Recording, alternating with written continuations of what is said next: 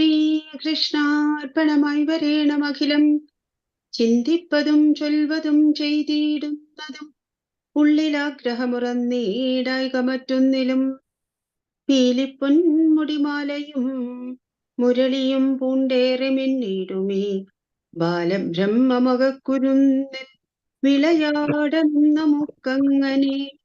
ശ്രീ ഗുരുവായൂരപ്പ ശരണം. സാന്ദ്രാനന്ദാവബോധാത്മകമനുപമിതം കാലദേശാവധിഭ്യാം നിർമുക്തം നിത്യമുക്തം നിഗമശതസഹസ്രേണ നിർഭാസ്യമാനം അസ്പഷ്ടം ദൃഷ്ടമാത്രേ പുനരുരു പുരുഷാർത്ഥാത്മകം ബ്രഹ്മതത്വം തത്താവദ്ഭാതി സാക്ഷാൽ ഗുരുപവനപുരേ ഹന്തഭാഗ്യം ജനാനാം. ശ്രീ ഗുരുവായൂരപ്പ ശരണം. ജനനീം ശാരദാം ദേവീം രാമകൃഷ്ണം ജഗദ്ഗുരും പാദപദ്മേ തയോ ശ്രിത്വാ പ്രണമാമി മുഹുർമുഹു. ജഗദംബികാ സ്മരണം.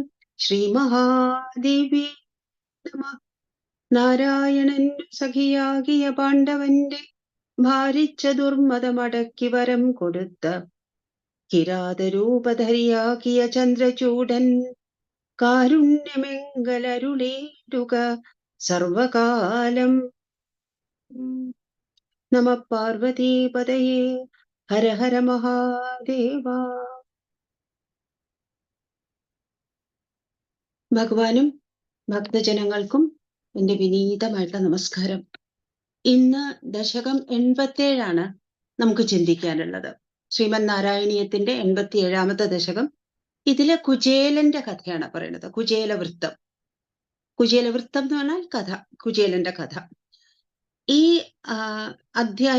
അധ്യായത്തിന്റെ, അതായത് ദശകത്തിന്റെ വൃത്തം വംശസ്ഥം എന്ന് പറഞ്ഞിട്ടുള്ള വൃത്താണ്. ഇതിന്റെ മുമ്പിൽ നമ്മൾ കുറേ പ്രാവശ്യം ഇത് കണ്ടിട്ടുണ്ട്. കുചേലന്റെ കഥ എല്ലാവർക്കും അറിയണതാണ്. ഭക്തി എന്ന് പറഞ്ഞാൽ എന്താണ്? ഭഗവാനിൽ നിന്ന് എന്തെങ്കിലും നേടിയെടുക്കാനുള്ള ഭക്തി തന്നെയാണ്. പക്ഷെ അത് അപരമായിട്ടുള്ള ഭക്തിയാണ്. ശ്രേഷ്ഠമായിട്ടുള്ള ഭക്തി എന്ന് പറയുന്നത് ഒരു കാരണവുമില്ലാതെ, ഒന്നും ആഗ്രഹിച്ചിട്ടല്ല, എന്തെങ്കിലും ഒന്ന് തിരിച്ചിട്ട് ആഗ്രഹിച്ചിട്ടല്ല, ഒരു കാരണവുമില്ലാതെ ചെയ്യുന്ന ഭക്തിയാണ് യഥാർത്ഥ ഭക്തി.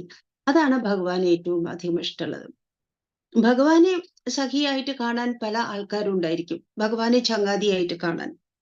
ഭഗവാൻ അങ്ങോട്ട് ചങ്ങാതിയായിട്ട് കാണുന്നത് വളരെ അപൂർവമായിരിക്കും. അതിലൊരാളാണ് കുചേലൻ. ഭഗവാന്റെ ഏറ്റവും പ്രിയപ്പെട്ട ഗോപികമാര് അത് മാറ്റി നിർത്തിയാല് ഉദ്ധവനെ വളരെ ഇഷ്ടമാണ്. ഉദ്ധവൻ ഭഗവാന് വളരെ പ്രിയപ്പെട്ട ആളാണ്. അക്രൂരൻ വളരെ പ്രിയപ്പെട്ട ആളാണ്. കുചേലൻ വളരെ പ്രിയപ്പെട്ട ചങ്ങാതിയാണ്. അങ്ങനെയുള്ള കുചേലനുമായിട്ട് ഭഗവാൻ ചെലവഴിച്ച കുറച്ച് സമയം, അഥവാ കുചേലൻ ഭഗവാനുമായിട്ട് ദ്വാരകയിൽ ചെലവഴിച്ച കുറച്ച് സമയം, ഇതാണ് നമുക്ക് ഈ അധ്യായത്തിലുള്ളത്. അവര് തമ്മിൽ എങ്ങനെയാണ് പരിചയപ്പെട്ടത്? പണ്ട് ഭഗവാൻ മധുരയിലേക്ക് വന്ന കാലം കംസൻ വിളിച്ചു വരുത്തുകയായിരുന്നു ധനുര്യാഗത്തിന് വേണ്ടിയിട്ട്. അവിടെ എത്തി ധനുര്യാഗത്തിന്റെ സമയത്ത് ഭഗവാൻ കംസനെ വധിക്കും, അഥവാ കംസന് മോക്ഷം കൊടുക്കും. അതിനുശേഷം ഭഗവാൻ വളർന്നതൊക്കെ അമ്പാടിയിലായിരുന്നല്ലോ. ആ കാലത്തൊന്നും ഭഗവാൻ ഔപചാരികമായിട്ടുള്ള വിദ്യാഭ്യാസത്തിന് പോയിട്ടില്ല, ഫോർമൽ എഡ്യൂക്കേഷൻ ഉണ്ടായിട്ടില്ല. അതിനു വേണ്ടിയിട്ട് സാന്ദീപനി എന്ന് പറഞ്ഞിട്ട് ആ വലിയ മഹർഷിയുടെ അടുത്ത് അദ്ദേഹം താമസിച്ചു. ഭഗവാൻ താമസിച്ചു, ബലരാമനും. 64 ദിവസം 64 കലകള് ഏറ്റവും ചുരുങ്ങിയ സമയത്ത് അവിടെ വെച്ച് പഠിച്ചു. അത് ഭഗവാൻ ഒന്നും അറിയാത്തതില്ല. പക്ഷെ ഔപചാരികമായിട്ടുള്ള വിദ്യാഭ്യാസത്തിന്റെ പ്രാധാന്യമാണ് നമ്മൾ അവിടെ കാണുന്നത്. ഒരു ആചാര്യൻ, ഒരു ഗുരു. അവിടെ ചെന്ന സമയത്ത് പലരും സതീർത്ഥ്യരായിട്ടുണ്ട്, ഒപ്പം പഠിക്കുന്നവരായിട്ടുണ്ട്. അതിൽ ഭഗവാൻ ഏറ്റവും പ്രിയപ്പെട്ടത് കുചേലനായിരുന്നു.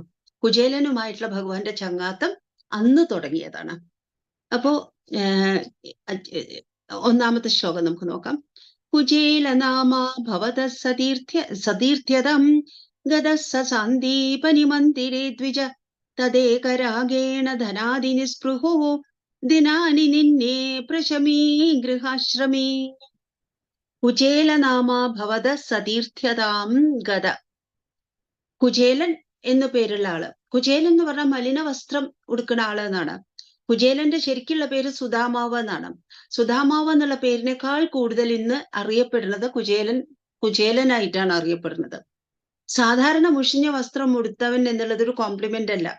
പക്ഷെ കുചേലനെ സംബന്ധിച്ചിടത്തോളം അതുപോലും ഒരു അലങ്കാരമായി തീർന്നു. അതുപോലും ഒരു നല്ല വിശേഷണമായി തീർന്നു. കാരണം എന്താ വെച്ചാൽ ഭഗവാനിൽ മാത്രമേ ശ്രദ്ധ ഉണ്ടായിരുന്നുള്ളൂ എന്നുള്ളത് വേറൊരു തരത്തിൽ സൂചിപ്പിക്കുകയാണ് ചെയ്യുന്നത്. കുചേലനാമ ഭവത സതീർത്ഥ്യതം ഗത സാന്ദീപനി മന്ദിരേ. സാന്ദീപനിയുടെ ഗൃഹത്തിൽ താമസിക്കുന്ന കാലത്ത്, ഗുരുകുലത്തിൽ താമസിക്കുന്ന കാലത്ത് കുചേലൻ എന്ന് പറഞ്ഞിട്ടുള്ള വ്യക്തി അങ്ങയുടെ സതീർത്ഥ്യനായി തീർന്നു, ക്ലാസ്മേറ്റ് ആയി തീർന്നു. ത്വദേകരാഗേണ ധനാദിനിസ്പൃഹോ ദിനാനി നിന്യേ പ്രശമീ ഗൃഹാശ്രമേ. അന്ന് ബ്രഹ്മചര്യ കാലമാണ്, പഠിക്കുന്ന കാലാണ്. അന്ന് ഭഗവാനോട് തുടങ്ങിയ സഖ്യമാണ്, ചങ്ങാത്തമാണ്. അത് കഴിഞ്ഞ് വിവാഹം കഴിഞ്ഞ് ഗൃഹസ്ഥാശ്രമിയായ സമയത്തും അദ്ദേഹത്തിന് ഒന്നിനും താല്പര്യമില്ല. സാധാരണ ആൾക്കാര് പണത്തിനൊന്നും വലിയ പ്രാധാന്യം കൊടുക്കില്ല. പക്ഷെ വിവാഹം കഴിഞ്ഞാല് പണത്തിന് കുറച്ചുകൂടി പ്രാധാന്യം കൊടുക്കും. കാരണം കുടുംബം പോറ്റാൻ പണം ആവശ്യമാണ്. ഇവിടെ ഇദ്ദേഹം ആണെങ്കിൽ ധനാദി നിസ്പൃഹോ, ധനത്തില് ധനം കൊണ്ടുവരുന്ന മറ്റ് ആർഭാടങ്ങളില് ഒക്കെ നിസ്പൃഹനായിരുന്നു, ആഗ്രഹേ ഉണ്ടായിരുന്നില്ല. ത്വദേകരാഗേണ, അതിനെന്തായിരുന്നു കാരണം? ഭഗവാനിൽ മാത്രമായിരുന്നു രാഗം ഉണ്ടായിരുന്നത്. ഭഗവാനിൽ ഒരാളിൽ മാത്രം പ്രേമം. ഇതര രാഗവിസ്മാരണം എന്നാണ് ഗോപികമാരെ പറ്റി പറയുന്ന സമയത്ത് വർണ്ണിച്ചിരിക്കുന്നത്. അതെന്താണ്? അവരെന്നെ പറയുന്നുണ്ടത്. ഭഗവാനിൽ താല്പര്യം വന്നു കഴിഞ്ഞാൽ പിന്നെ അതെങ്ങനെയാണ്, അതിന്റെ സ്വഭാവം എന്താണ്? ഇതര രാഗവിസ്മാരണം, മറ്റു കാര്യങ്ങളിലൊന്നും യാതൊരു താല്പര്യവും തോന്നില്ല. അങ്ങനെയായിരുന്നു അദ്ദേഹം ആ ദിവസങ്ങൾ കഴിച്ചു കൂട്ടിയത് ഗൃഹസ്ഥാശ്രമിയായിട്ട്. പ്രശമീ, മനസ്സിനെയും ശരീരത്തിനെയും ഇന്ദ്രിയങ്ങളെയും ബുദ്ധിയെയും എല്ലാം നല്ല പോലെ നിയന്ത്രിച്ചിട്ട് ശമം വന്നിട്ടുള്ള അവസ്ഥയിലായിരുന്നു. ദാരിദ്ര്യാണ്, ഭക്ഷണം കഴിക്കാനൊന്നുമില്ല, അതൊന്നും അദ്ദേഹത്തെ ഉലച്ചില്ല. എപ്പോഴും സമതുല്യമായിട്ടുള്ള അവസ്ഥയിലിരിക്കാൻ അദ്ദേഹത്തിന് കഴിഞ്ഞു. സമാനശീലാപി തദീയവല്ലഭ തഥൈവ നോ ചിത്തജയം സമേയുഷി കദാചിദൂചേ ബദവൃത്തിലബ്ധയേ രമാപതി കിം ന സഖാ നിഷിവ്യതേ. കുചേലൻ വിവാഹം ചെയ്ത സ്ത്രീ പലയിടത്തും സുശീല എന്നൊരു പേര് ഭാഗവതത്തില് സുശീലയായിരുന്നു എന്ന് പറയുന്നുണ്ട്. നല്ല ശീലമുള്ളവളായിരുന്നു എന്നുള്ള നിലയിലായിരിക്കാം പറഞ്ഞത്. അതിൽ നിന്ന് സുശീല എന്നാണ് കുചേലന്റെ പത്നിയുടെ പേര് എന്നുള്ളത് നമ്മൾ ഗണിച്ചെടുക്കുന്നുണ്ട്. ഇവിടെ പറയുന്നു സമാനശീലാപി തദീയവല്ലഭ. തദീയവല്ലഭ കുചേലന്റെ പത്നി സമാനശീലാപി, ഒരേ സ്വഭാവമായിരുന്നു. കുചേലനെ പോലെ തന്നെയായിരുന്നു. ഭക്തി ഉണ്ടായിരുന്നു, ഭഗവാനിൽ നല്ല ശ്രദ്ധ ഉണ്ടായിരുന്നു, ഒന്നിൽ ആഗ്രഹം ഉണ്ടായിരുന്നില്ല. തഥൈവനോ ചിത്തജയം സമേയുഷി. പക്ഷേ കുചേലന്റെ പോലെ ആയിരുന്നു സ്വഭാവമെങ്കിലും അത്രത്തോളം മനസ്സിന് ജയം വന്നിട്ടില്ല, ചിത്തജയം വന്നിട്ടില്ല. അവരൊരു അമ്മയാണ്, അമ്മയായിരിക്കണം. ഇവിടെ പ്രത്യേകിച്ച് കുട്ടികളുണ്ടെന്ന് ഇവിടെ എടുത്ത് പറഞ്ഞിട്ടില്ല, കുട്ടികളില്ല എന്നും പറഞ്ഞിട്ടില്ല. അതുകൊണ്ട് സാധാരണ നിലയിലുള്ള ഒരു കുടുംബം എന്നുള്ള നിലയിൽ അവർക്ക് കുട്ടികൾ ഉണ്ടായിരുന്നിരിക്കാം, നമുക്കറിയില്ല. എന്തായാലും വീട് പുലർത്തി കൊണ്ടുവരേണ്ട ചുമതല ഈ പത്നിക്കുണ്ടായിരുന്നു.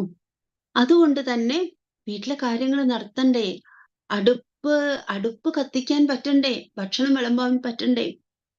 അതുകൊണ്ട് അവർക്ക് കുറച്ച് ആഗ്രഹങ്ങൾ ഉണ്ടായിരുന്നു. കുചേലന്റെ പോലെ ചിത്തജയം വന്നിട്ടുണ്ടായിരുന്നില്ല, മനസ്സിനെ ജയിച്ചിരുന്നില്ല.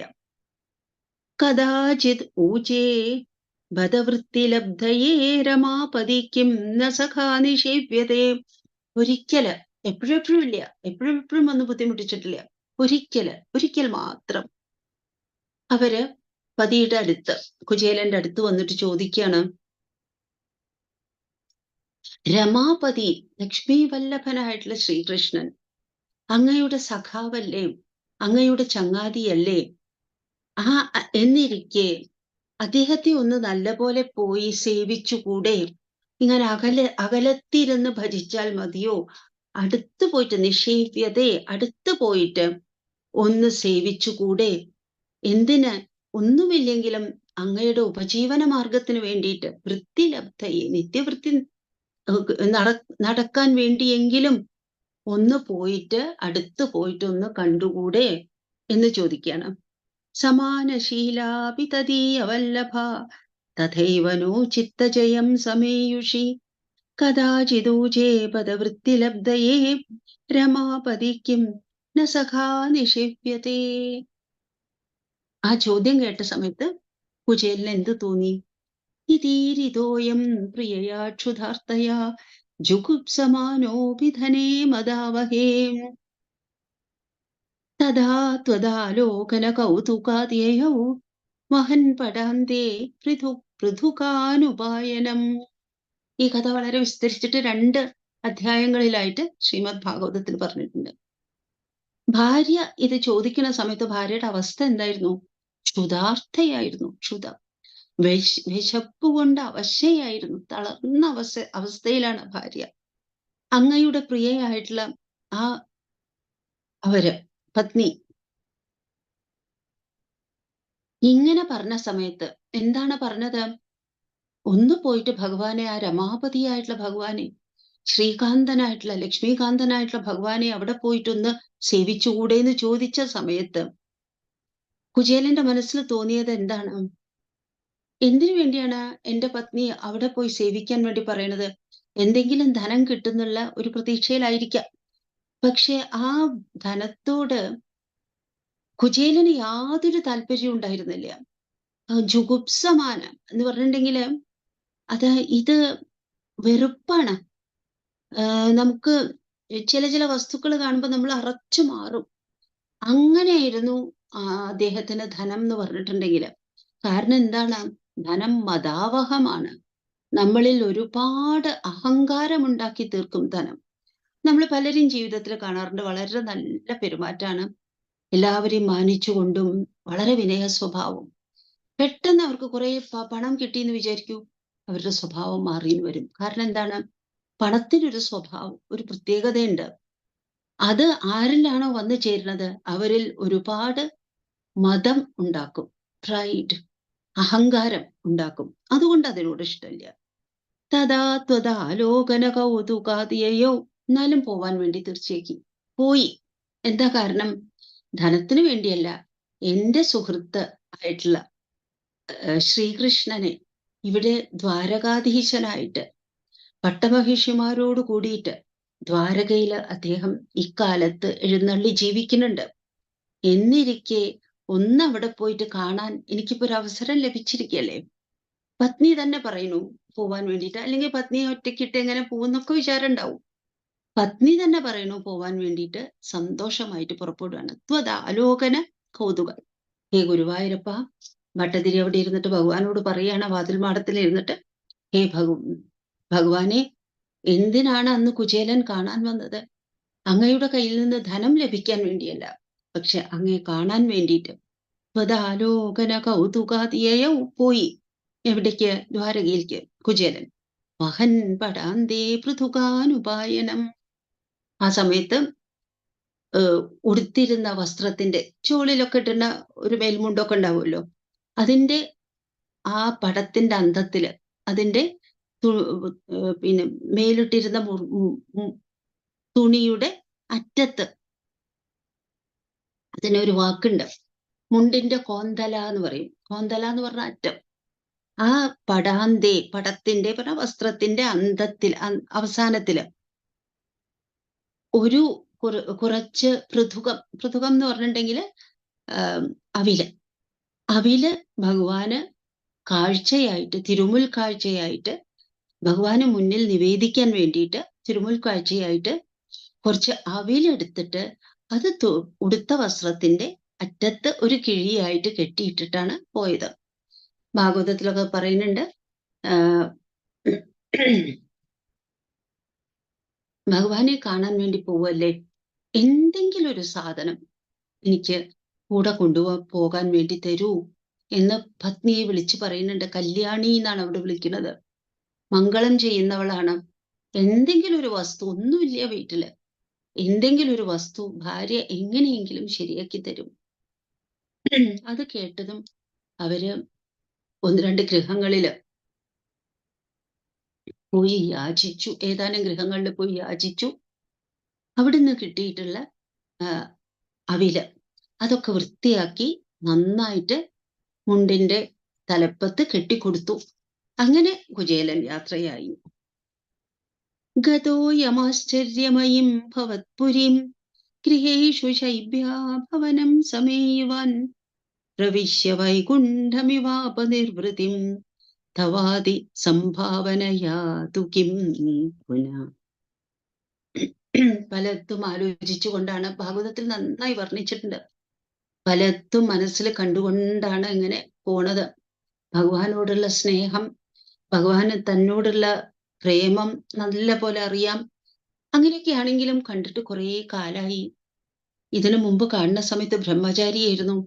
ഇപ്പോഴാണെങ്കിൽ എല്ലാ ലോകങ്ങളുടെയും ഗൃഹസ്ഥൻ എന്ന പോലെ പ്രതാപത്തോടു കൂടിയിട്ട് ദ്വാരകയിൽ വാഴുന്ന കാലം കുറേ കഴിഞ്ഞിരിക്കണു. അന്നത് ഏതോ കാലത്താണ് നമ്മൾ കണ്ടത്. അതൊക്കെ കഴിഞ്ഞിട്ട് ഇപ്പൊ ഭഗവാൻ ഇങ്ങനെ ലക്ഷ്മി വല്ലഭനായിട്ട് അവിടെ എഴുന്നള്ളിയിരിക്കുകയാണ്. ഈ സമയത്ത് എനിക്ക് അദ്ദേഹത്തെ കാണാൻ പറ്റൂ, അദ്ദേഹത്തിന്റെ കൂടെ ഇഷ്ടം പോലെ സമയം ചെലവഴിക്കാൻ പറ്റൂ, ഇതൊക്കെ ആലോചിച്ചുകൊണ്ടാണ് പോണത്. എന്നിട്ട് ആ യാത്രയെ വർണ്ണിക്കുന്നുണ്ട്. അനേകം കാവൽക്കാര് നിൽക്കുന്ന ഘട്ടങ്ങളൊക്കെ കടന്നിട്ടാണല്ലോ കൊട്ടാരത്തിലേക്ക് പോവുക. അവസാനം ഭഗവാന്റെ അടുത്ത് എത്തിയ സമയത്ത് വൈകുണ്ഠത്തിലെത്തിയ പോലെയുള്ള ഒരു വിചാരമായിരുന്നു. ഭാഗവതം നമുക്കത് വായിക്കുന്ന സമയത്ത് വാസ്തവം പറയുകയാണെങ്കിൽ നമ്മളും കുചേലന്റെ കൂടെ പോവും. ഓരോരോ കടമ്പകളായി കടന്ന് അവസാനം എത്തിയ ഓരോരോ കാവൽക്കാര് നിൽക്കുന്ന സ്ഥാനങ്ങളുണ്ട്. അതൊക്കെ കടന്ന് അകത്തേക്ക് എത്തിക്കഴിയുമ്പോഴത്തെ ഭാവം, വൈകുണ്ഠത്തിലാണോ ഞാൻ എത്തി നിൽക്കുന്നത്? ഇത് സ്വപ്നമാണോ അതോ ഇത് യാഥാർത്ഥ്യമാണോ? അവിടെ എത്തിയപ്പോഴേക്കും ഇങ്ങനെ ബ്രഹ്മാനന്ദത്തില് മുങ്ങിയ പോലെയായി, ബ്രഹ്മസമുദ്രത്തില് നിമജ്ജനായതുപോലെയായി. അങ്ങനെ എല്ലാം മറന്നിട്ടാണ് ഇപ്പോ ഇത്രയും ദൂരം നടന്നു വന്നതിന്റെ ക്ഷീണം, വിയർപ്പ് ഒക്കെ മറന്നു. അങ്ങനെ പോവാണ്. അവന്തി രാജ്യത്തിലാണ് അദ്ദേഹത്തിന്റെ വീട് എന്നൊരു പറയലുണ്ട്. അങ്ങനെയാണെങ്കിൽ അവന്തി രാജ്യത്തിലെ രാജകുമാരിയായിട്ടുള്ള മിത്രവിന്ദ ഭഗവാന്റെ 8 മഹിഷിമാരിൽ ഒരാളാണ്. നമ്മൾ ഭഗവാന്റെ വിവാഹം കണ്ടു. അതിൽ രുക്മിണി ദേവിയെ പോലെ തന്നെ മിത്രവിന്ദയുടെ സഹോദരന്മാർക്കും ഭഗവാന് സ്വന്തം സഹോദരിയെ ഭഗവാന് കൊടുക്കുന്നതിൽ ഇഷ്ടം ഉണ്ടായിരുന്നില്ല. രുക്മി എങ്ങനെയാണോ ഭഗവാനും രുക്മിണിയുമായിട്ടുള്ള വിവാഹം തടുക്കാൻ ശ്രമിച്ചത് അതുപോലെ. പക്ഷെ അവരുടെ ഒക്കെ മുമ്പെന്ന് ഭഗവാൻ ശൗര്യത്തോടുകൂടി യുദ്ധവീര്യം കാണിച്ചിട്ട് രുക്മിണി ദേവി എങ്ങനെയാണോ കൊണ്ടുവന്നത് അതുപോലെയാണ് മിത്രവിന്ദയെ കൊണ്ടുവന്നത്. മിത്രവിന്ദയുടെ മറ്റൊരു പേരാണ് ശൈബ്യ എന്നുള്ളത്. അപ്പൊ ഇവിടെ പറയുന്നു, ഗതോയമാശ്ചര്യമയീം ഭവത്പുരീം. ദ്വാരകയിലേക്ക് കാലെടുത്ത് വെച്ച സമയത്ത് ഭഗവാനെ, അവിടുത്തെ ആ ആശ്ചര്യം ജനിപ്പിക്കുന്ന കൊട്ടാരം, ആശ്ചര്യം ജനിപ്പിക്കുന്ന ആ നഗരമുണ്ടല്ലോ, ഭവത്പുരി നഗരത്തില് വന്ന ശേഷം അവിടെ 16,108 കൊട്ടാരങ്ങളുണ്ട്. ഭഗവാന് 16,108 പത്നിമാര്. അവർക്കൊക്കെ കൊട്ടാരങ്ങൾ പണിത് കൊടുത്തിട്ടുണ്ട്. ഭഗവാൻ ഏതിലാണ് ഇരിക്കണം എന്നുള്ളത് അറിയില്ല. പക്ഷെ ഭഗവാൻ ഒരു സർവവ്യാപിയായിട്ടുള്ള ഭഗവാൻ എല്ലാ സ്ഥലത്തും ഒരേ സമയത്ത് ഉണ്ടാവാം. എന്തായാലും ശൈബ്യയുടെ ഗൃഹത്തില്, മിത്രവിന്ദയുടെ ഗൃഹത്തിലേക്കാണ് കയറി ചെന്നത്. മിത്രവിന്ദ എന്ന് എടുത്തു പറയണില്ല ഭാഗവതത്തില്, പക്ഷെ ഇവിടെ എടുത്തു പറയുന്നുണ്ട് ശൈബ്യയുടെ ഗൃഹത്തിൽ തന്നെയാണ് എത്തിയത്. പ്രവിശ്യ വൈകുണ്ഠമിവാപ നിർവൃതി. വൈകുണ്ഠത്തിലെത്തിയ പോലെയുള്ള നിർവൃതിയാണ് അനുഭവപ്പെട്ടത്. അത് മാത്രമോ, തവാതി സംഭാവനയാതു കിം പുന. ശ്രീമദ് ഭാഗവതത്തിൽ പറയുന്നുണ്ട്, 7ാം മാളിക മുകളിൽ ഇരുന്നിട്ട് ഭഗവാൻ ഇങ്ങനെ നോക്കുമ്പോ ദൂരെ തന്റെ വയസ്സെന്ന് പറഞ്ഞാൽ സതീർത്ഥൻ എന്ന് പറഞ്ഞാൽ ഒരുമിച്ച് നമ്മൾ ഒരു തീർത്ഥത്തിൽ പോയിട്ട് ഒരുമിച്ച് അവിടെ തീർത്ഥമാടിയാൽ സതീർത്ഥ്യരായി. ഇവിടെ എങ്ങനെയാണ് ക്ലാസ്മേറ്റ്സിനെ എന്തുകൊണ്ടാണ് സതീർത്ഥ്യർ എന്ന് പറയുന്നത്? അവര് ഒരേ വിദ്യാതീർത്ഥത്തിൽ ഒരുമിച്ച് കഴിഞ്ഞവരാണ്. വിദ്യ എന്നുള്ളത് ഒരു വലിയ തീർത്ഥസ്ഥാനമാണ്. അവിടെ ഒന്നിച്ചു കഴിയുന്നവരെയാണ് സതീർത്ഥ്യർ എന്ന് പറയുക. ഭഗവാന്റെ സതീർത്ഥ്യനാണ് കുചേലൻ. കുചേലനെ ദൂരത്തുനിന്ന് കണ്ടപ്പോഴേക്കും തന്നെ ഭഗവാന് ഓടി താഴെ ഇറങ്ങി വരും. എന്തുകൊണ്ടോ ശൗരി കണ്ണുനീരണിഞ്ഞു ചെന്താമര കണ്ണനുണ്ടോ കരഞ്ഞിട്ടുള്ളൂ വഞ്ചിപ്പാട്ടില്. രാമപുരത്ത് വരയുടെ വഞ്ചിപ്പാട്ടില് ഭംഗിയായിട്ടത് പറയുന്നുണ്ട്. എന്തുകൊണ്ടോ ശൗരി കണ്ണുനീരണിഞ്ഞു ചെന്താമര കണ്ണനുണ്ടോ കരഞ്ഞിട്ടുള്ളൂ. ഏഴാം മാളിക മുകളിൽ നിന്ന് ഇറങ്ങി ഓടി വരുമ്പോ ഭഗവാന്റെ കണ്ണിൽ നിന്ന് അശ്രുധാര. ഒന്നും കണ്ടാലും കരയാത്ത കൃഷ്ണൻ അത് കണ്ട സമയത്ത് ദൂരെ തന്റെ സതീർത്ഥ്യനെ കണ്ട സമയത്ത് കുറെ കാലം കഴിഞ്ഞിട്ട് കാണുകയാണ്. പഴയ ഓർമ്മകൾ വന്നു, സന്തോഷം കാണുന്ന സമയത്ത്. അങ്ങനെ പഴയ കാലം ഓർമ്മിച്ചിട്ടും ഇപ്പൊ കാണാൻ പറ്റിയതുള്ള സന്തോഷം. അതേസമയം തന്നെ വളരെ അവശമായിട്ടുള്ള നിലയിലാണ് കുചേലൻ. എന്തുകൊണ്ടാണെന്ന് പറയാൻ പറ്റില്ല. ഭഗവാന്റെ കണ്ണിൽ നിന്ന് അശ്രു പ്രവഹിച്ചു. അവിടെ എത്തിയ സമയത്തോ ഭഗവാൻ വേഗം കാല് കഴുകിച്ചു. കാല് കഴുകിച്ചിട്ട് താൻ തന്നെ ഇരിക്കുന്ന പട്ടുമെത്തയിൽ കൊണ്ടുപോയി ഇരുത്തി. എന്നിട്ട് കുചേലന്റെ കാല് കഴുകിച്ചിട്ട് ആ വെള്ളം എല്ലാവരുടെ മുകളിലും പ്രോക്ഷിച്ചു കൊടുത്തു. ഭഗവാന്റെ പത്നി തന്നെ ആ സമയത്ത് വീശാൻ തുടങ്ങി. ഭഗവാൻ ഇത്ര മാനിക്കുന്നുണ്ടെങ്കിൽ തന്നെ കൊണ്ട് ചെയ്യാൻ പറ്റുന്ന ഉപചാരം താൻ ചെയ്യട്ടെ എന്ന് വിചാരിച്ചിട്ട് വീശി കൊടുക്കും. കണ്ടു നിൽക്കുന്നവരൊക്കെ വിചാരിക്കുകയാണ്, സ്വന്തം ജ്യേഷ്ഠന് കൊടുക്കുന്ന ബഹുമതിയാണല്ലോ ഭഗവാൻ ഇപ്പോ ഈ അതിഥിക്ക് കൊടുക്കുന്നത്. ഈ അതിഥി ആരായിരിക്കും? ഇതാരാണ്? ഈ വലിയ സുഹൃതി ആരാണ്? കണ്ടു നിൽക്കുന്നവരൊക്കെ വിചാരിക്കുകയാണ്. ഇവിടെയോ, ഇവിടെ ഭഗവാനെയും തവ അവിടുത്തെ അതിസംഭാവനയാ, ഏറ്റവും വലിയ അതിഥി പൂജ സൽക്കാരം, അതാണ് ഭഗവാൻ കാഴ്ചവെച്ചത്. അതും കൂടി ആയ സമയത്തേക്ക് ഇനി കുചേലൻ ഇനി സന്തോഷിക്കാൻ എന്ത് വേണം? അങ്ങനെ സന്തോഷത്തിന്റെ കൂട്ടുമുടിയിൽ നിൽക്കുകയാണ്, ഏഴാം മാനത്ത് നിൽക്കുകയാണ് കുചേലൻ. ആ സമയത്ത് പിന്നെ വർണ്ണിക്കുകയാണ് ഭഗവാന്റെ പൂജ. പ്രപൂജിതം തം പ്രിയയാ ച വീചിതം കരേ ഗൃഹീത്വാ കഥയ പുരാകൃതം യദിന്ധനാർത്ഥം ഗുരുതാരചോദിതേ അപർത്തുവർഷം തദമർഷികാനനേ. ഭഗവാൻ നല്ല പോലെ പൂജിക്കുകയാണ്. ഭഗവാനാൽ ഭംഗിയായിട്ട്, ഏറ്റവും ഭംഗിയുള്ള നിലയിൽ കുചേലൻ പൂജിക്കപ്പെട്ടു. എന്നിട്ടോ ഭഗവാന്റെ പ്രിയയായിട്ടുള്ള രാജ്ഞി പട്ടമഹിഷി മിത്രവിന്ദ അങ്ങനെ വീശി കൊടുക്കുകയാണ്. പ്രിയയാച വീചിതം വീശി കൊടുക്കുകയാണ്. ആ സമയത്ത് ഭഗവാൻ അടുത്തിരിക്കുന്നുണ്ട്. ഭഗവാന്റെ പട്ടുമെത്തയിൽ തന്നെയാണ് ഇരുത്തിപ്പിച്ചിരിക്കുന്നത്. കുചേലന്റെ കയ്യ് പിടിച്ചു. അങ്ങനെയല്ലേ സുഹൃത്തുക്കൾ കുറെ കാലം കഴിഞ്ഞ് കാണുന്ന സമയത്ത് കയ്യ് പിടിക്കും, അല്ലെങ്കിൽ ആലിംഗനം ചെയ്യും. അങ്ങനെ കൈ പിടിച്ചു. എന്നിട്ട് പല വർത്തമാനങ്ങളും ചോദിക്കുകയാണ്. പുരാകൃതം, പണ്ട് കാലത്ത് ചെയ്ത പല കാര്യങ്ങളും. കരേ ഗൃഹീത്വാ കഥയ, ആ പഴയ കാര്യങ്ങളൊക്കെ ഭഗവാനെ ഓർമ്മിക്കാൻ തുടങ്ങി. യദിന്ധനാർത്ഥം ഗുരുദാരചോദിതേ. ഒരു ദിവസം എല്ലാവരും ഗുരുകുലത്തിലാണല്ലോ താമസിക്കുന്ന സമയത്ത് ഗുരുമുഖത്തുനിന്ന് വരുന്നത് പഠിക്കുക മാത്രമല്ല, അവര് ഗുരുകുലത്തിൽ ഗുരുവിന് വേണ്ടി സേവ ചെയ്യും. അതിൽപ്പെട്ടതാണ് വെള്ളം കൊണ്ടുവന്ന് കൊടുക്കുക, വിറക് കൊണ്ടുവന്ന് കൊടുക്കുക, പിന്നെ അടുക്കളയിലൊക്കെ സഹായിച്ചു കൊടുക്കുക.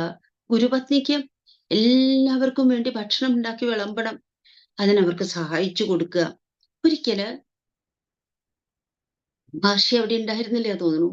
ആ സമയത്ത് അടുക്കളയ്ക്ക് വേണ്ടിയിട്ട് ഇന്ധനം പറഞ്ഞ വിറകിന്റെ ആവശ്യം വന്നു.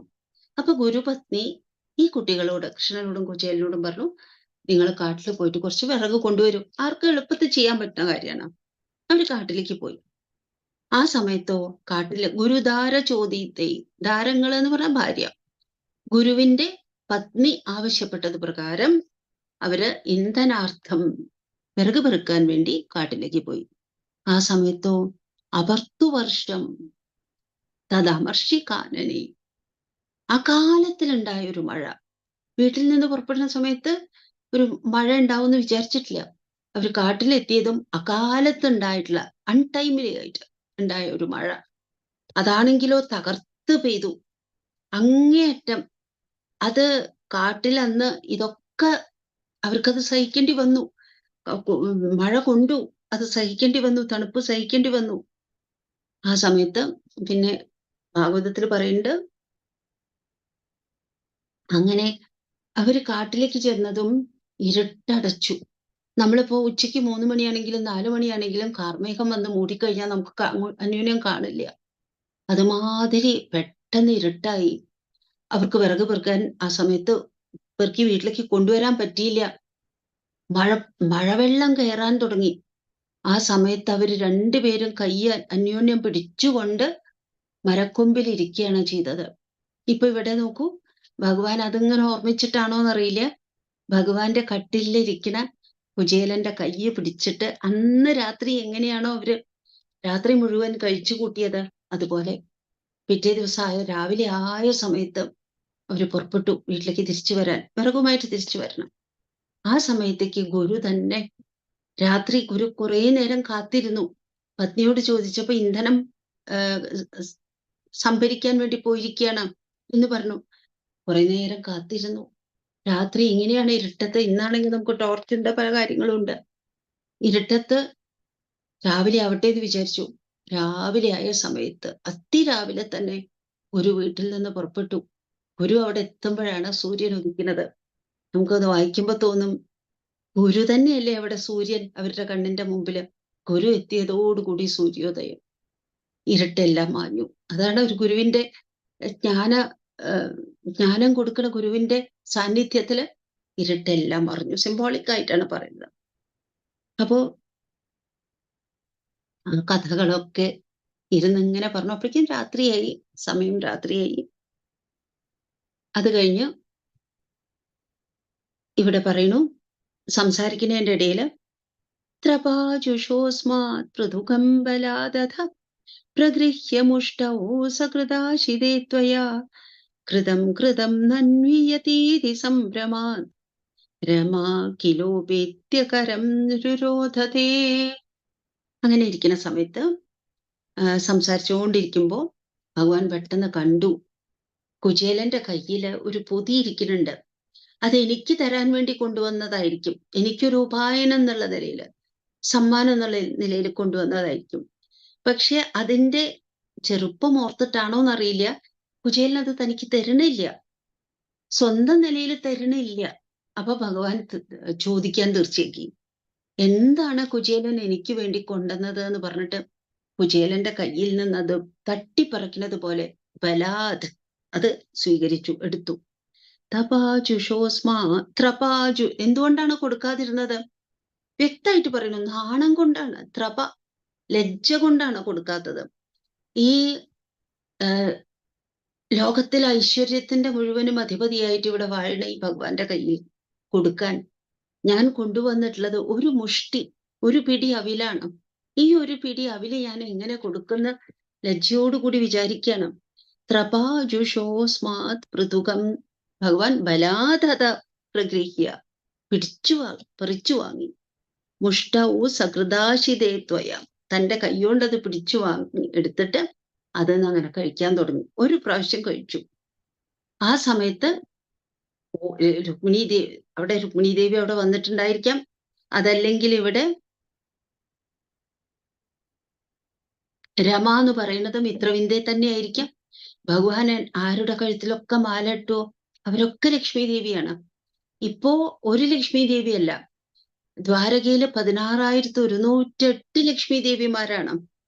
അപ്പൊ രമ എന്ന് അവരെ ആരെ പറ്റി വേണമെങ്കിലും പറയാം. ഒരു പിടി കഴിച്ച സമയത്ത് സകൃത് ആശിതേ ത്വയ, ഹേ ഭഗവാനെ, അവിടുന്നാൽ ഒരു പിടി ഭക്ഷണം കഴിക്കപ്പെട്ട സമയത്ത് കൃതം മതി കഴിച്ചു, അങ്ങ് സ്വീകരിച്ചു കഴിഞ്ഞു. അദ്ദേഹം നിവേദ്യമായി കൊണ്ടത് അങ്ങ് സ്വീകരിച്ചു കഴിഞ്ഞു. കൃതം അത് സ്വീകരിച്ചു കഴിഞ്ഞു. ഇത്രത്തോളം മതി. നനു യതേതി, ഇത്രയും മതി, ഇത്രയും മതി എന്ന് രമ, അതായത് ഭഗവാൻ നേരത്തെ അവിടെ നിന്നിട്ട് ഭഗവത് പത്നി വീശി കൊടുക്കണ്ടായിരുന്നല്ലോ, ആ പത്നി പെട്ടെന്ന് വന്നിട്ട് ഭഗവാന്റെ കയ്യെ പിടിച്ചു. കരം നിരോധ, പറഞ്ഞാൽ ഭഗവാൻ കേൾക്കണില്ല, അതുകൊണ്ട് കൈ വന്ന് പിടിച്ചു. കൈ വന്നിട്ട് പിടിച്ചിട്ട് പറയണം, മതി മതി മതി ഭഗവാനെ. പല കാരണങ്ങളുണ്ടാവാം. ഒരു പക്ഷേ കുചേലൻ കൊടുത്തത് ഭഗവാൻ സ്വീകരിച്ചു. ഇനി ഒരു മുഷ്ടി കൂടി എടുത്താൽ അത് കുചേലന്റെ മുഴുവനും ജീവിതം സമർപ്പിക്കുന്നതിന് തുല്യാവും. ഭഗവാന്റെ കാൽക്കൽ ഭഗവാൻ അങ്ങനെ സമർപ്പിച്ചു കഴിഞ്ഞാൽ പിന്നെ കുചേലൻ ജീവിച്ചിരിക്കൂ? ശ്രീരാമകൃഷ്ണ പരമഹംസർ എപ്പോഴും പറയാറുണ്ട്, ധ്യാനത്തിന്റെ, അതായത് നിർഗുണ ധ്യാനത്തിന്റെ പരകാഷ്ഠയിലെത്തിയാല്, അതില് പൂർണ്ണമായിട്ടുള്ള സിദ്ധി കൈവന്നു കഴിഞ്ഞാല് പിന്നെ ആ വ്യക്തിയുടെ ശരീരം 21 ദിവസേ നീണ്ടിരിക്കൂ. അത് കഴിയുമ്പോൾ ആ ശരീരം പതിക്കും. കാരണം പിന്നെ ഈ ശരീരത്തിൽ ഇരുന്നിട്ട് പ്രയോജനമില്ല. ഈ ശരീരത്തിൽ ഇരുന്നു കൊണ്ട് പ്രസരിപ്പിക്കുന്ന ആ ദൈവികമായിട്ടുള്ള പ്രകാശം, അത് ചുറ്റും പരത്താൻ ഈ ശരീരത്തിന്റെ ആവശ്യമില്ല. അതുകൊണ്ട് 21 ദിവസത്തിന്റെ ഉള്ളില് ആ ശരീരം കൊഴിഞ്ഞു വീഴും എന്ന് പറയാറുണ്ട്. അതുപോലെ ഭഗവാൻ ഒരു മുഷ്ടി കഴിച്ചു, ഒരു പിടി കഴിച്ചു. ഇനി ഒരു പിടി കൂടി കഴിച്ചിട്ടുണ്ടെങ്കിൽ ചിലപ്പോ ഈ കുചേലൻ എന്നുള്ള വ്യക്തിയുടെ അവിടെ ഭഗവാന്റെ കാൽക്കൽ തന്നെ മരിച്ചു വീണേക്കും. അങ്ങനെ വിചാരിച്ചതുകൊണ്ടാണോ എന്നറിയില്ല, മതി മതി, ധാരാളമായി കഴിച്ചത് എന്ന് പറഞ്ഞിട്ട് ഭഗവാന്റെ കൈ വന്ന് പിടിച്ചു.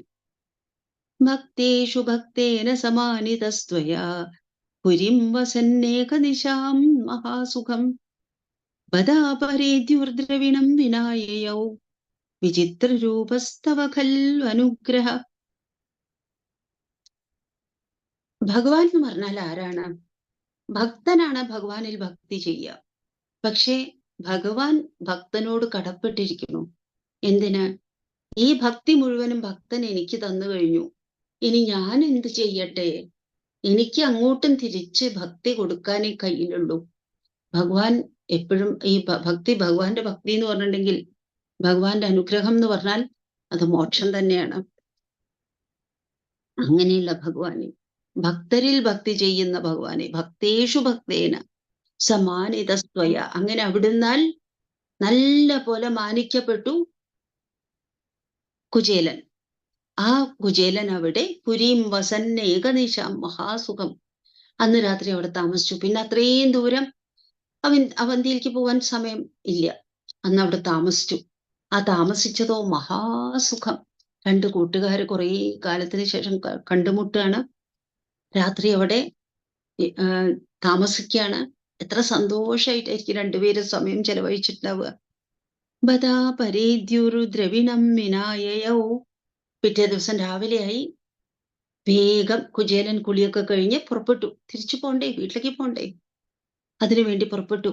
ആ സമയത്തോ പത്നി അവിടുന്ന് അയക്കുന്ന സമയത്ത് ഭഗവാൻ ഇവിടുന്ന് എന്തെങ്കിലും അവരുടെ ദാരിദ്ര്യം നിർമ്മാർജ്ജനം ചെയ്യാൻ വേണ്ടിയിട്ട്, ദാരിദ്ര്യം ഇല്ലാതാക്കാൻ വേണ്ടി എന്തെങ്കിലും ഒന്ന് കൊടുത്തയക്കും എന്നുള്ളൊരു പ്രതീക്ഷ പത്നിക്കുണ്ട്.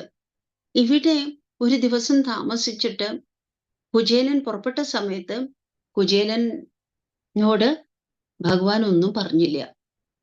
യാത്രയൊക്കെ ഉണ്ട്, പക്ഷെ അങ്ങേക്ക് തരാനുള്ളതൊക്കെ എനിക്കറിയാം, അങ്ങേക്ക് പലതും ആവശ്യമുണ്ട്, ഞാൻ ക്രമേണ തന്നിരിക്കും, അങ്ങനെയൊന്നും ഭഗവാൻ പറയണില്ല. അപ്പോ കുചേലനെ സംബന്ധിച്ചിടത്തോളം തനിക്കിത് ചോദിക്കാൻ വയ്യ. പത്നിയുടെ ആഗ്രഹമാണത്. ഏതായാലും ഭഗവാൻ ഒന്നും തരുന്നില്ല, ദ്രവിണൊന്നും തരുന്നില്ല, സാരല്ല. ദ്രവിണം വിനായയവും, ഒന്നുമില്ലാതെ തിരിച്ചുപോയി. വരുമ്പോ വസ്ത്രത്തിന്റെ തുമ്പത്ത് ഒരു പിടി അവില് കെട്ടിയിട്ടുണ്ടായിരുന്നു. തിരിച്ചു പോകുമ്പോഴോ ഒന്നുമില്ല, എംപ്റ്റി ഹാൻഡഡ് തിരിച്ചു പോവാണ്. അവിടെ ഇരുന്നിട്ട് ഈ കഥ പറയുന്ന സമയത്ത് മേൽപ്പത്തൂർ ആചാര്യന് പറയാതിരിക്കാൻ പറ്റിയില്ല. വിചിത്ര രൂപസ്തവ ഖല്ലു അനുഗ്രഹ. ഹേ ഗുരുവായൂരപ്പ, അവിടുത്തെ അനുഗ്രഹം എന്ന് പറയുന്നത് വിചിത്ര രൂപത്തിലാണല്ലോ ഭക്തന്മാരുടെ അടുത്തേക്ക് വരുന്നത്. എങ്ങനെയാണെന്നുള്ളത് ഒരിക്കലും മുൻകൂട്ടി പ്രവചനം ചെയ്യാൻ പറ്റില്ല.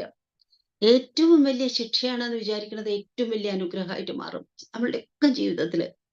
തിരിഞ്ഞു നോക്കിയാൽ എത്രയോ അങ്ങനത്തെ സന്ദർഭങ്ങൾ ഉണ്ടായിട്ടുണ്ട്. അപ്പോ അതിനെപ്പറ്റി പറയാണ്, വിചിത്ര രൂപസ്തവ ഖല്ലു അനുഗ്രഹ. ഹേ ഗുരുവായൂരപ്പ, അവിടുത്തെ ഈ അനുഗ്രഹമുണ്ടല്ലോ, അത് വിചിത്ര രൂപത്തിലാണ് ഈ വരുന്നത്. ഇന്ന വിധത്തിലെന്ന് ആർക്കും പറയാൻ പറ്റില്ല. പ്രവചനാതീതമായിട്ട് വിചിത്ര രൂപത്തില് നമ്മൾ അടിവരയിട്ടിട്ട് ഓർമ്മിക്കേണ്ട ഒരു വാചകമാണ് കേട്ടോ അത്. 7ാമത്തെ ശ്ലോകത്തില് അവസാനത്തെ ലൈൻ, വിചിത്ര രൂപസ്തവ ഖല്ലു അനുഗ്രഹ. വിചിത്ര രൂപത്തിലാണല്ലോ ഹേ ഗുരുവായൂരപ്പ അവിടുത്തെ അനുഗ്രഹം വരുന്നത്. 8ാമത്തെ ശ്ലോകം, യദിഹ്യയാചിഷ്യമദാസ്യദച്യുതോ വദാമി ഭാര്യം കിമിതി പ്രജന്നസൗ ത്വദുക്തിലീലാസ്മിതമഗ്നധീ പുനഃ ക്രമാദപശ്യൻ മണിധീപ്രമാലയം. അവിടുന്ന് കൃഷ്ണൻ യാത്രയാക്കി കയ്യിലൊന്നുമില്ലാതെ കുചേലൻ തിരിച്ചു പോവുകയാണ്.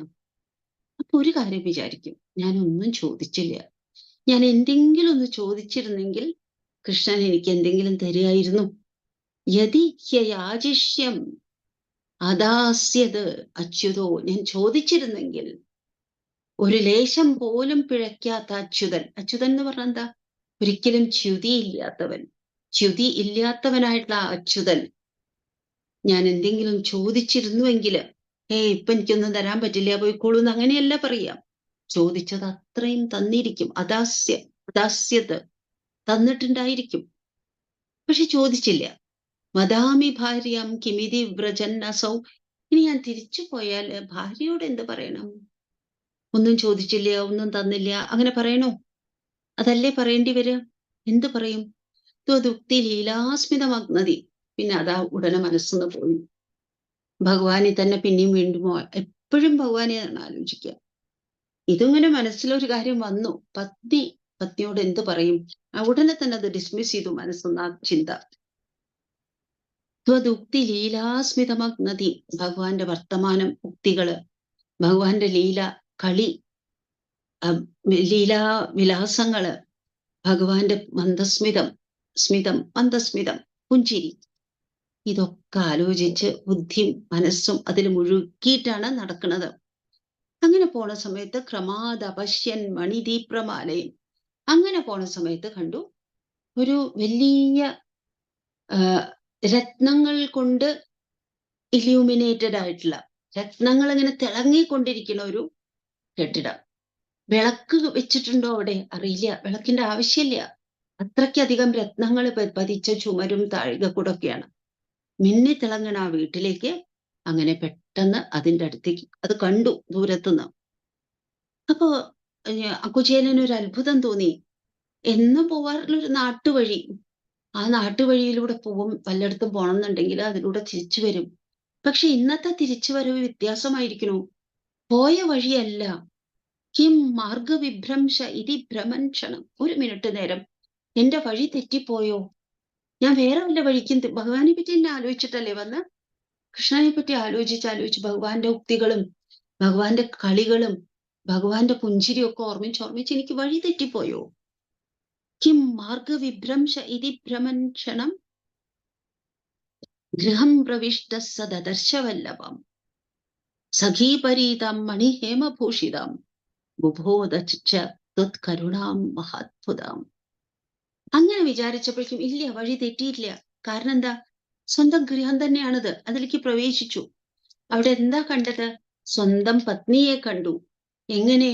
പോകുമ്പോ മലിനമായിട്ടുള്ള വസ്ത്രങ്ങളൊക്കെ ധരിച്ചിട്ട്, എല്ലും തോലുമായിട്ട്, വിശപ്പ് സഹിക്കാൻ വയ്യാതെ അങ്ങനെ കാർശ്യം ബാധിച്ച ആ പത്നി എവിടെ?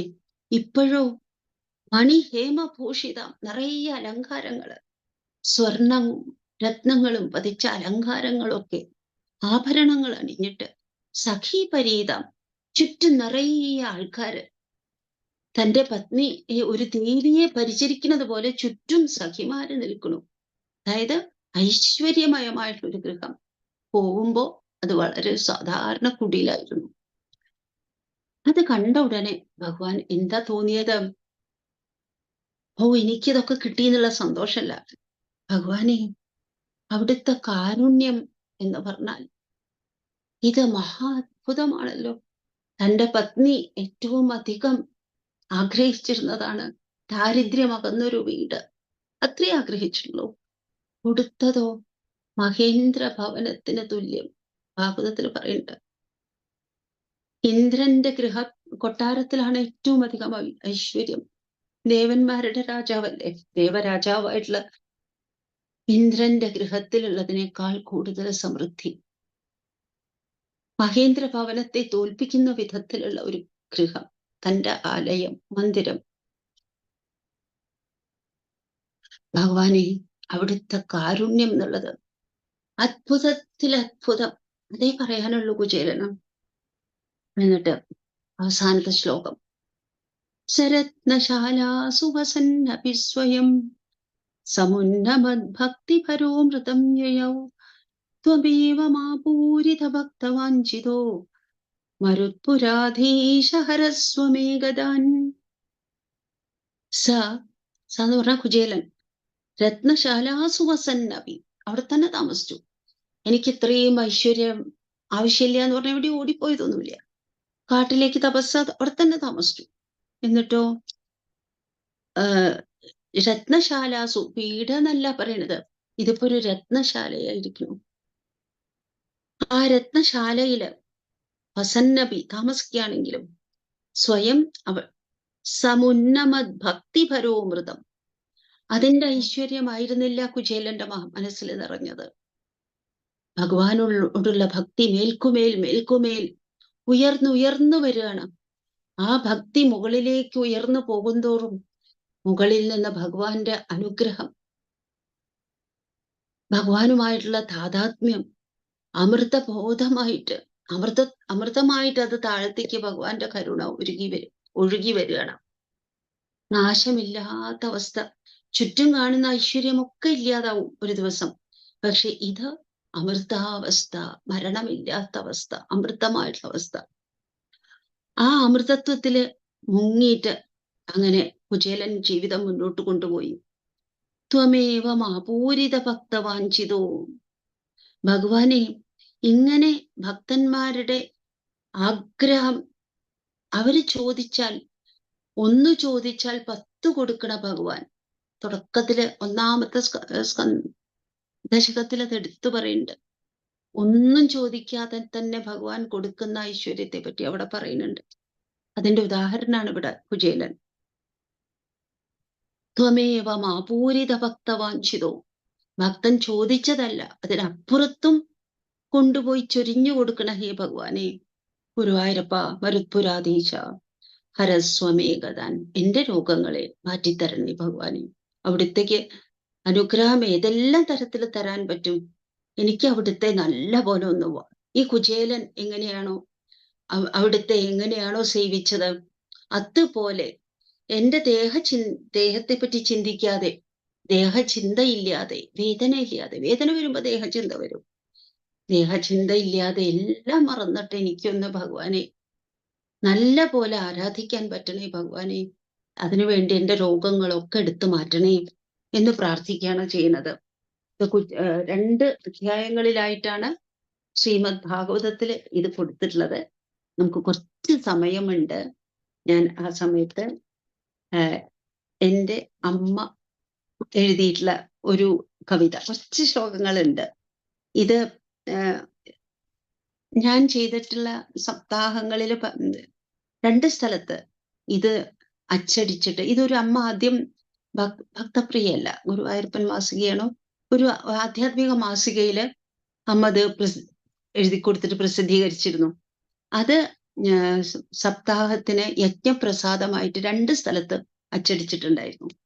അതിലൊന്ന് അച്ചടിച്ച പുസ്തകം കയ്യിലുണ്ട്. അതൊന്നൊന്ന് വായിക്കാം. വിമലമ്മ എന്നാണ് അമ്മയുടെ പേര്. അമ്മ എഴുതിയ കവിതയാണ്. ഒരു പിടി അവിലുമായി, കുചേലനെ പറ്റിയാണ്. ഒരു പിടി അവിലുമായി എന്നാണ് കവിതയുടെ തലവാചകം. ഒരു പിടി അവിലുമായി. ദരിദ്രനെന്നാകിലും അതീവ ഭക്തൻ കുചേലനെന്നുള്ള വിപ്രവര്യൻ. ഭഗവാനു പണ്ടേ സഖിയാണു പോലും ഉരുവിട്ടുവന്നു പ്രഭുവിന്റെ നാമം. മാനം മറപ്പാനൊരു വസ്ത്രമില്ല, ആഹാരമില്ല, പശിയൊന്നടക്കാൻ അത്യന്ത കഷ്ടം കുടികൊള്ളുമില്ലം. ദാരിദ്ര്യമാർന്ന പതനത്തിലെത്തി പത്നിക്കു ചുറ്റും കരയുന്ന പുത്രർ വശിച്ചിടുമ്പോൾ അവളെന്തു ചെയ്യും? മനസ്സു നൊന്തെന്നൊരു നാളവൾ തൻ ഭർത്താവിനോടായി പറയുന്നു കഷ്ടം. അങ്ങേക്കു പത്നി പറയുന്ന വാക്കുകളാണ് കുചേലനോട്. അങ്ങേക്കു പ്രാണപ്രിയനായ കൃഷ്ണൻ അറിഞ്ഞുവോ നമ്മുടെ ദുഃഖമെല്ലാം? ലോകൈകനാഥനറിയാത്ത വസ്തു ലോകത്തിലുണ്ടോ പ്രിയ പ്രാണനാഥ? ചെന്നങ്ങു ചൊല്ലൂ തവ കഷ്ടമെല്ലാം, ചിന്താമരാക്ഷൻ വിടിയില്ല നമ്മെ. കാഴ്ചയ്ക്കു ലേശമവിലും കൊടുത്തു ഭർത്താവിനെ പ്രേയസി യാത്രയാക്കി. കൃഷ്ണന്റെ രൂപം മനസ്സിൽ നനച്ചു നടന്നു നീങ്ങി യഥാരണേന്ദ്രൻ. ബാല്യത്തിലെ ചേഷ്ടകൾ ദേവനെയും ധ്യാനിച്ചു നിർവൃതനായി വിപ്രൻ. സാന്ദീപനി തന്നുടെ ആശ്രമത്തിൽ സതീർത്ഥ്യരായവർ രണ്ടുപേരും വാത്സല്യമേറും ഗുരുവിന്റെ കീഴിൽ പഠിച്ചതൊക്കെ പലതും സ്മരിച്ചു. പണ്ടത്തെ കാലം പലതും ഓർമ്മിച്ചുകൊണ്ടാണ് കുചേലൻ ദ്വാരകയിലേക്ക് യാത്രയായത്. കണ്ടാലറിയുമോ ദേവൻ ജനാർദ്ദനൻ, ഇണ്ടലകറ്റിടൂം ഇന്ദിരാവല്ലഭൻ. അൽപനാമെന്നുടെ അല്ലലുമാധിയും അംബുജനേത്രനറിഞ്ഞു കാണും ദൃഢം. യുദ്ധമോരോന്നും മനസ്സിലുദിക്കവേ ഉത്തുംഗമായുള്ള മന്ദിരം പൂകിനാൻ. പിന്നിലേക്കുയർന്നു നിൽക്കും ഭവനങ്ങൾ സ്വപ്നങ്ങളെന്നോ നിനച്ചു ബ്രാഹ്മണൻ. കണ്ണു മടച്ചു കിടക്കും ഭഗവാനെ കണ്ണിന കൊണ്ടു നുകരുന്നു പത്നിമാർ. കണ്ണനോ പെട്ടെന്നെഴുന്നേറ്റു മോതാൽ തിണ്ണമെഴുന്നള്ളി ഭക്തനെ കാണുവാൻ. 7ാം മാളികയുടെ മുകളിൽ നിന്ന് പെട്ടെന്ന് തന്റെ സുഹൃത്ത് വരുന്നൂന്നറിഞ്ഞ് ഓടി താഴ്ത്തേക്ക് വന്നു. കെട്ടിപ്പുണർന്നു ഭഗവാൻ ദയാനിധി, വേർപെട്ടു ദുഃഖം സതീർത്ഥ്യനും അപ്പോഴേ. മാധവൻ തന്നെയാ ഹസ്തം പിടിച്ചിട്ടു മാളികയിലേക്കു മാർഗവും കാട്ടിനാൻ. കീറിപ്പറിഞ്ഞുള്ള വസ്ത്രങ്ങൾ കണ്ഠത്തിൽ, രുദ്രാക്ഷമാലയും ഭസ്മവും നെറ്റിയിൽ, എല്ലും തൊലിയുമായുള്ളൊരു ദേഹവും ധന്യനായി ദേവന്റെ ആലിംഗനത്തിലാൽ. പട്ടുമെത്തമേൽ പിടിച്ചങ്ങിരുത്തി തൻ പാദങ്ങൾ രണ്ടും കഴുകിയ കേശവൻ പ്രോക്ഷിച്ചു അജ്ജലം ദേവൻ മഹാപ്രഭു. പ്രേക്ഷകരൊക്കവേ അത്ഭുത സ്തബ്ധരായി. ആണ്ടുകൾക്കപ്പുറമുള്ള കഥകളും പണ്ടു കഴിഞ്ഞുള്ള കേളി വിലാസവും, ഇന്ധനത്തിനു പോയതും ആരണ്യത്തിൽ അന്ത്യനേരത്തു പേമാരി വന്നതും. ശിഷ്യരെ കാണാഞ്ഞവശനായി മുനി, ശിഷ്യവാത്സല്യം തുളുമ്പും ഗുരുനാഥൻ. വൃക്ഷച്ചുവട്ടിയിൽ അതിഭീതരായി നിൽക്കുന്ന ബാലരെ കണ്ടതും കണ്ണീർ പൊഴിച്ചതും. പഴയ കാലം ഓർമ്മിക്കാണ്. ഇന്ധനത്തിന് വേണ്ടി പോയി, പേമാരി വന്നു, തിരിച്ചു വരാൻ പറ്റിയില്ല. വൃക്ഷത്തിന്റെ ചുവട്ടിൽ അതിഭീതരായിട്ട് നിൽക്കുന്ന സമയത്ത് ഗുരു ഇങ്ങോട്ട് അന്വേഷിച്ചു വന്നു. കുട്ടികളെ കണ്ടതും കണ്ണീർ പൊഴിക്കാൻ തുടങ്ങി ഗുരു. ഇങ്ങനെ അവര് തമ്മിൽ പറഞ്ഞുകൊണ്ടിരിക്കുകയാണ്, കൃഷ്ണനും കുചേലനും. ഇത്യാദി ഓരോന്നു ചൊല്ലിയിരിക്കവേ പ്രേമസ്വരൂപനാം ദേവൻ മനോഹരൻ ഭദ്രമായി ഭക്തനോ സൂക്ഷിച്ചവിൽ പൊതി സത്വരം ചെന്നങ്ങു കൈക്കലാക്കിയിടിനാൻ. ഭക്താഗ്രഗണ്യൻ കുചേലനോ മഞ്ജസ സംഭ്രാന്തിയോടെ വണങ്ങി നിന്നിടിനാൻ. ഭക്തവത്സലൻ ഭഗവാന്റെ ലീലകൾ ഭക്തർക്കനുഗ്രഹം നൽകുന്നു നിത്യവും. കൺമുമ്പിൽ കാണും ഭഗവാന്റെ രൂപം, കാണാൻ കൊതിച്ച കമനീയ രൂപം. യശോദ തന്നോമനപുത്ര ഭാഗ്യം ദർശിച്ചു സംതൃപ്തിയടഞ്ഞു ഭക്തൻ. രമാവരൻ തന്നെ അന്തികത്തിൽ അറിഞ്ഞതില്ല ദിനരാത്രമൊന്നും. അടുത്ത നാളിൽ അനുവാദമോടെ ഗേഹത്തിലേക്കു വിട കൊണ്ടു ഭക്തൻ. അന്ന് രാത്രി അവിടെ താമസിച്ചു. പിറ്റേ ദിവസം രാവിലെ സ്വന്തം വീട്ടിലേക്ക് തിരിച്ചു പോവാണ് കുചേലൻ. പിന്നിട്ടു വന്നു വഴിയേറെയൊന്നായി, മുന്നിട്ടു നിന്നു മനസ്സിൽ വിചാരം. അറിയിച്ചതില്ല തിരുമുമ്പിലൊന്നും, ചോദിച്ചതില്ല കുശലങ്ങൾ ദേവൻ. വാടിക്കരിഞ്ഞ തളിരെന്ന പോലെ തളർന്നുറങ്ങും പ്രിയപുത്രരും ഹാ. പ്രതീക്ഷയിൽ കണ്ണുകൾ നട്ടു നിൽക്കും, കളത്രവും ഉള്ള മതിൽ തെളിഞ്ഞു. കളത്രം ഭാര്യ. പ്രതീക്ഷയിൽ കണ്ണ് നട്ടിരിക്കുന്ന ഭാര്യയുടെ ചിത്രം മുമ്പിൽ വന്നു. ഞാൻ ഒന്നും ചോദിച്ചില്ല ഭഗവാനോട്. ഭഗവാൻ ഇങ്ങോട്ടും ചോദിച്ചില്ല, എന്താ കുചേല ദാരിദ്ര്യാണോ, ഒന്നും ചോദിച്ചില്ല.